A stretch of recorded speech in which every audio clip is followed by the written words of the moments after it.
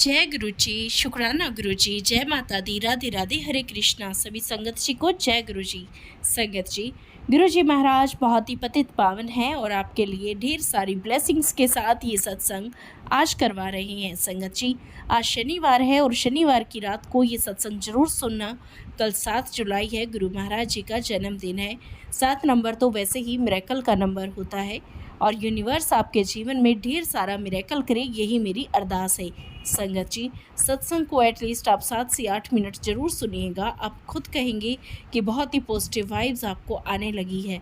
और साथ ही संगत जी, कुछ ऐसा दर्द आपके जीवन से हमेशा के लिए आज दूर होने वाला है सत्संग के माध्यम से। तो सत्संग के साथ बने रहिएगा। और दो संगत जी की वाणी में मैं ये सत्संग शेयर कर रही हूँ। संगत जी, जीवन में अगर जीवन साथी का साथ नहीं हो, या यूं कहूँ कि जीवन साथी तो साथ दे रहा है लेकिन हमारी सिचुएशन इतनी अच्छी नहीं है, या हमारे इन लॉज अच्छे नहीं हैं, तो हमारे जीवन में सब कुछ जो है ना गुड़ गोबर हो जाता है। संगत जी, ये सच्चाई है। बहुत सारे ऐसे भी संगत जी होंगे जो किसी डर से या किसी झिझक से या जज किए जाने के डर से कुछ बोलते नहीं हैं, लेकिन उनको पता है अंदर ही अंदर कि उनको मेन क्या समस्या है, इसीलिए वो बहुत बार अपने मन के वो भाव दबा जाती हैं। आज ऐसा ही एक सत्संग मैं आपके साथ शेयर करने वाली हूँ। और दूसरा सत्संग भी है, वो भी बहुत ज़रूरी है। अगर आपके जीवन में ढेर सारी ऐसी बीमारियां हैं, या बीमारी नहीं है, कुछ दर्द है, कुछ तकलीफ़ है, तो वो भी आपके जीवन से दूर होने वाली है। और अगर आने वाले निकट भविष्य में ऐसा होना है तो वो नहीं होगा, क्योंकि आपका कर्म कट जाएगा। तो कर्मों को कटाने वाला ये सत्संग मैं आपके साथ शेयर कर रही हूँ, ज़रूर सुनिएगा लास्ट तक। जय गुरु जी, शुक्राना गुरु जी। जय गुरु जी, शुक्राना गुरु जी। संगत जी, आप सभी संगत को मेरी तरफ से सबको प्रणाम। मैं दिल्ली एनसीआर के एक शहर से बोल रही हूँ और मैं अपना नाम बताना नहीं चाहूँगी। और ये मेरा तीसरा सत्संग है। गुरुजी का हमेशा एक फेसबुक पे मैसेज फ्लैश होता था कि कुड़िए, शुक्राना नहीं करती, शुक्राना नहीं करती, शुक्राना किया कर, तेरे दुख कटेंगे, तो शुक्राना किया कर। तो मैं शुक्राना गुरुजी लिख देती थी। पर अभी कुछ टाइम पहले ही, मतलब अभी कुछ टाइम से मैं कुछ सत्संग सुन रही थी। हो गया है वैसे मेरे को 1-2 महीना हो गया है सुनते सुनते। पर मैं सुन रही थी, उसमें एक आंटी जी ने बोला कि शुक्राना करना, मतलब गुरुजी चाहते हैं कि हम एक सत्संग शेयर करें।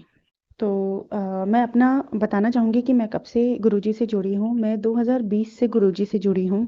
2020 में 2020 के एंड से, या फिर मतलब 2021 से, मतलब पूरा अगर कहूँ तो 2021 से, क्योंकि 2020 के शायद आखिरी में मेरे को मेरी दीदी ने कहा था कि आप गुरुजी हैं एक, आप उनका मंत्र जाप किया करो, वो आपके दुखों को दूर करेंगे। बहुत कुछ ऐसा हुआ था मेरी शादी के बाद ही कि मतलब मेरे दुखों की तो बहुत ज़्यादा लिमिट हो चुकी थी। मेरे को दिखाया कुछ गया था, और मेरे परिवार को भी कुछ दिखाया अलग गया था मेरी ससुराल का। पर वो ससुराल इतनी नैरो माइंडेड है, जहाँ मेरी शादी हुई है, हद से ज़्यादा नैरो माइंडेड लोग हैं। बड़ी कोठी तो है, पर वो बस मकान है, वो घर नहीं है। वहाँ घर जैसा कुछ भी महसूस नहीं होता। हर समय पर बस एक जैसे अ, मेरी सास आती है, जेठानी आती है, या कोई भी जैसे मेरे ससुराल का आता है, यहाँ तक कि कभी-कभी मेरे पति भी सामने आते हैं, तो मैं एकदम से चौंक जाती हूँ, डर जाती हूँ। और मतलब कई बार तो ये भी मुझे कहते हैं कि मेरे पति के, तुम तो ऐसे चौंकती हो जैसे मैं कोई भूत हूँ। तो पता नहीं मैं क्यों इतना ज़्यादा घबराने लग गई हूँ, डरने लग गई हूँ। अब मेरी शादी को 6 साल हो जाएँगे इस दिसंबर में। जिस दिन से मैं गई हूँ, मैं पूरी पूरी कोशिश करती हूँ कि मेरे को भी वो एक परिवार का हिस्सा समझें, चाहे वो जिस भी सोच के हैं। पर मुझे लगता है कि कोई बात नहीं, शायद अच्छा करूँगी तो शायद वो अपनी सोच मेरे लिए बदल देंगे, उनकी राय मेरे लिए बदल जाएगी। पर जैसे कहते हैं ना कि जिस इंसान की जो फितरत होती है, वो अपनी फितरत नहीं छोड़ता। वो लोग भी अपनी शायद वो फितरत नहीं छोड़ना चाहते। थोड़े लालची किस्म के हैं, सामने बताएँगे नहीं पर पूरा जताते हैं। पूरा अगर आप उन्हें समझो तो वो पूरा आपको समझ में आएँगे। और अभी मेरे को वैसे बहुत ज़्यादा टाइम से मुझे ये तो था कि कुछ मेरे पति का गलत जगह है। मुझे बहुत सी चीज़ें कुछ नज़र भी आती थी, पर उन्हें नज़रअंदाज करती हुई चलती थी। आज मुझे गुरुजी का एक मैसेज फ्लैश हुआ। उसमें था कि कुड़िए, मैं जानता हूँ कि तुझे तेरे पति ने और तेरे बच्चे को तेरे पति ने खूब रुलाया है। तो उसमें मैंने 2-3 सत्संग थे वो भी सुने, और उनकी जो बातें थी वो मुझे बहुत हैरान कर गईं, क्योंकि ऐसा लग रहा था जैसे कोई मेरे ही शब्द बोल रहा हो, मेरी ही जैसे कोई ज़िंदगी को शब्दों में पिरो के बोल रहा हो। मैं हैरान हो गई बहुत ही ज़्यादा। मेरे उसमें जो मेरे अपने जेठानी हैं, वो मेरे मतलब मेरे पति के पीछे पड़ी हैं। उन्होंने उन पे ब्लैक मैजिक भी कर रखा है, और हैरानी की बात ये है कि पूरे पूरे परिवार को पता है। पूरा परिवार इस बात से रूबरू है, यहाँ तक कि उनके पति भी इस बात से रूबरू हैं, पर जैसे कोई उन्हें कुछ कहने की हिम्मत नहीं रखता। वो पूरे घर को अपने इशारों पर नचाती हैं। जितना कठोर बोलना होता है वो हद से ज़्यादा कठोर बोलती हैं, जिस मर्ज़ी को भी। और मेरी जो सास हैं, वो उनकी हर बात को कवर करती चलती हैं कि इसका मतलब ये नहीं था, इसका मतलब ऐसा नहीं था। गुरुजी मुझे बहुत टाइम से एक बात कह रहे थे, कुड़िए तू शुक्राना कर, तू शुक्राना कर, तेरे सारे दर्द काट दूंगा। पर वो है ना कि कभी कभी आपकी बुद्धि काम नहीं करती। और मैं 2022 में हॉस्पिटलाइज भी हुई थी डिप्रेशन की वजह से। डॉक्टर ने ये भी बोल दिया था कि आपके सर की नसें इतनी ज़्यादा फूल गई हैं। पर गुरुजी ने वहाँ भी बचा लिया, क्योंकि मैं गुरुजी का मंत्र जाप लगातार करती रही। क्योंकि मेरे बस ज़हन में एक ही बात आती थी, गुरुजी मेरे बच्चे का क्या होगा? गुरुजी मेरा बच्चा बहुत छोटा है, मेरा बच्चा बहुत नादान है, उसका क्या होगा? मेरे बिना वो कहाँ जाएगा? क्योंकि जो लोग उसकी माँ को मार सकते हैं, वो उसे भी मार सकते हैं। और आजकल संगत जी, आप मानेंगे नहीं, आजकल ये चलन ज़्यादा हो चल पड़ा है कि किसी भी नई नवेली दुल्हन या बहू को या किसी की ब्याई बेटी को लोग जला के काट के इस तरह से नहीं मारते हैं। आजकल दिमाग इतना खराब कर दिया जाता है कि वो पागल करार हो जाए, और फिर वो दुनिया को बता दें कि इस लड़की में देखो कितना खोट है, ये पागल है, हम तो इसको जैसे तैसे झेल रहे हैं। गुरुजी 23 सितंबर 2023 की बात है, मेरी जेठानी का जन्मदिन था। अचानक से मेरे हस्बैंड भी सुबह से गए हुए थे, और पूरा परिवार नीचे से भी, हम लोग फर्स्ट फ्लोर पे रहते हैं, और पूरा परिवार नीचे से गया हुआ था।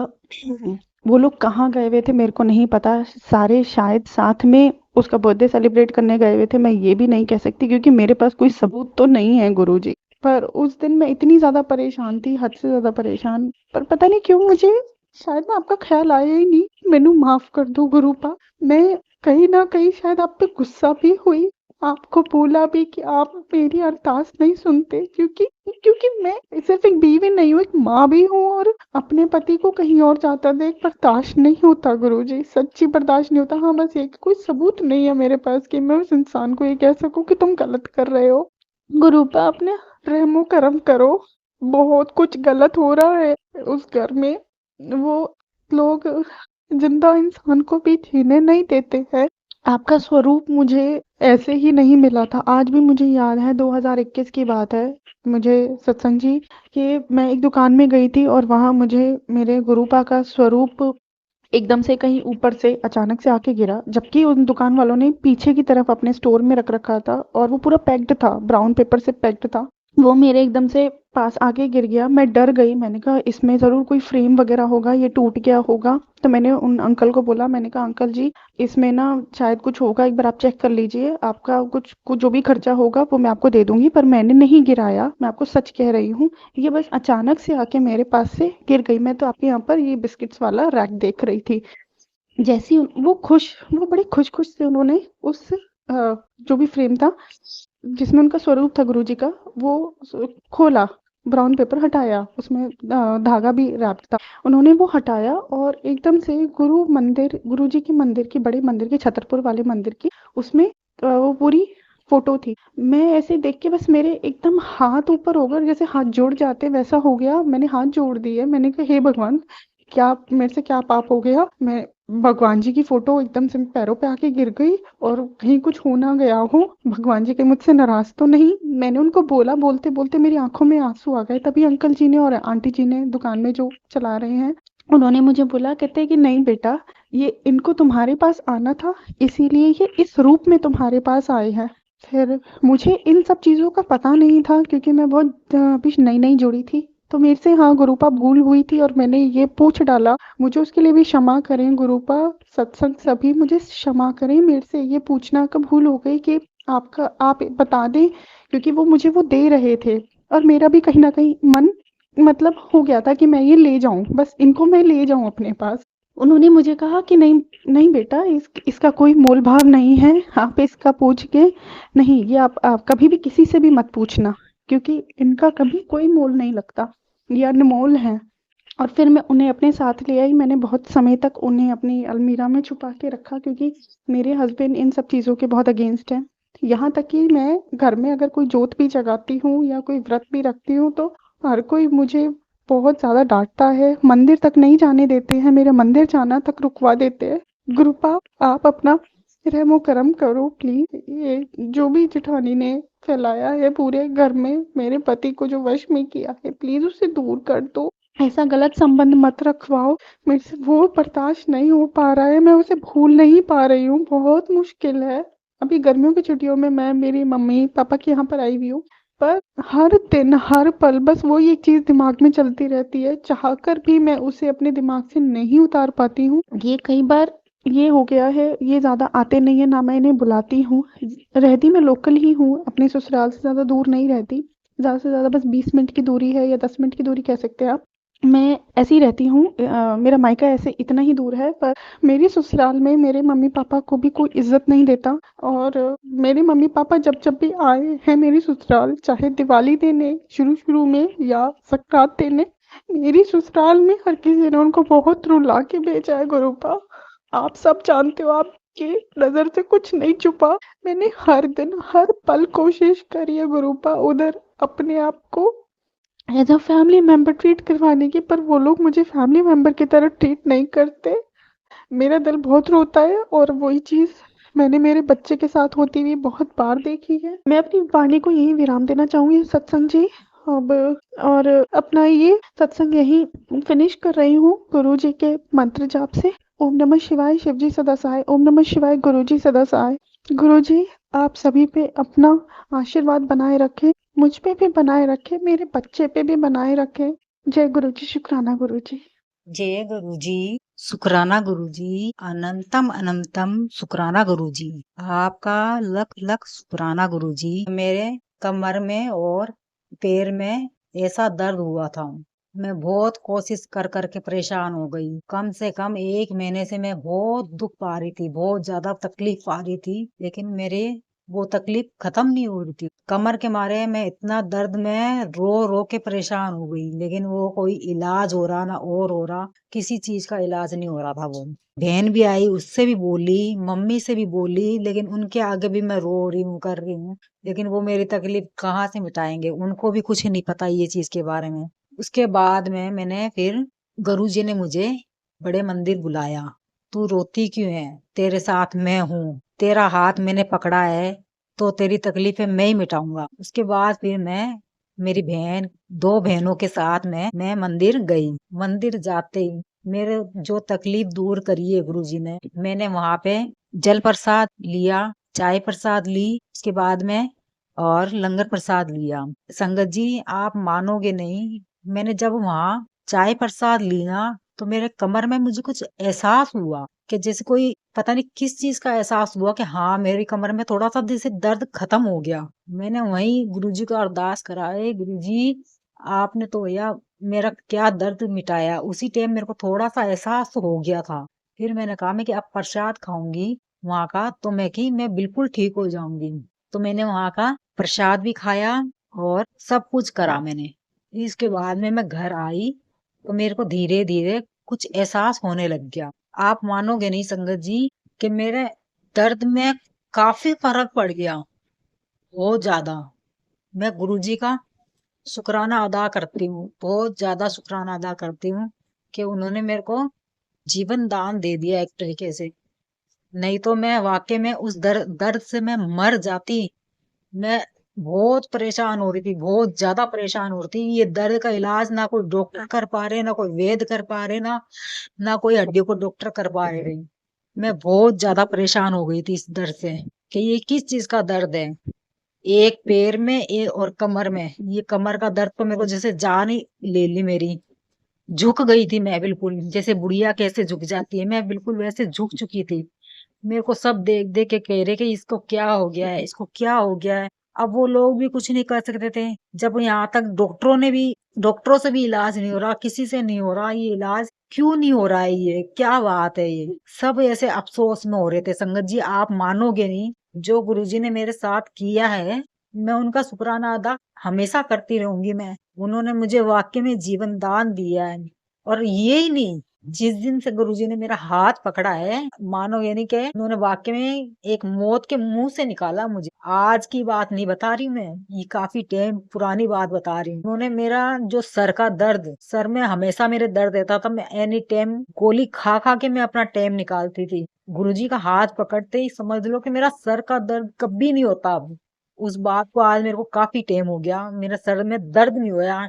मैं इस चीज का अफसोस, मेरे को अचंभा होता है कि भाई क्या बात है, ये मेरे दोनों कंधों में इतना दर्द होता था।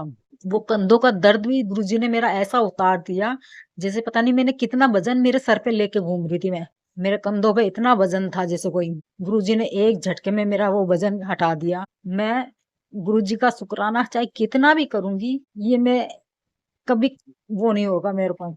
मैं हमेशा उनका शुक्राना अदा करती रहूंगी, करती रहूंगी। उन्होंने मुझे बहुत ज्यादा तकलीफों से मुक्त कर दिया है। वो हमेशा कहते हैं कि बेटी तू रोती क्यों है, जब तेरा हाथ मैंने पकड़ लिया है तो तू रो के क्यों दिखाती है, तू हंस के दिखा। तो मैं हंसती हूँ, कोई नहीं।